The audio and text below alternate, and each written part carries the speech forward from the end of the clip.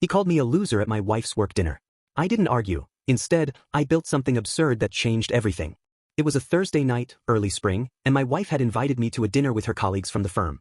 She works in corporate law, one of those high-rise offices downtown with glass walls and espresso machines that cost more than my first car. I'd been to a few of these gatherings before, always the same kind of crowd. Polished, confident, the kind of people who say things like, circle back, and value add, without irony. I usually kept quiet, smiled when appropriate, and tried not to drink too much.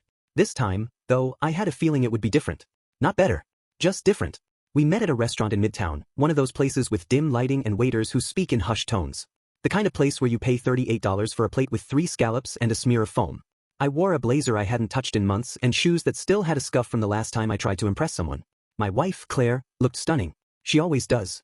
She has this way of carrying herself that makes people lean in when she talks. I've seen it happen 100 times.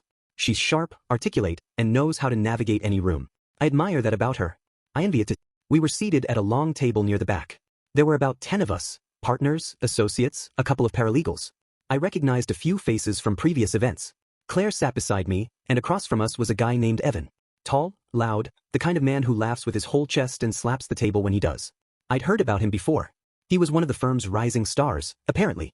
Yale Law, fast track to partner, drives a Tesla and plays squash. The kind of guy who makes you feel like you should apologize for your existence. The dinner started off fine. Small talk won the usual. I mostly listened. Claire was in her element, discussing cases and strategy, tossing around acronyms I didn't understand. I nodded along, tried to follow, but mostly just watched.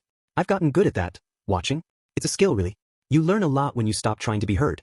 At some point, Evan started talking about his recent trip to Aspen. Something about a chalet and a private chef.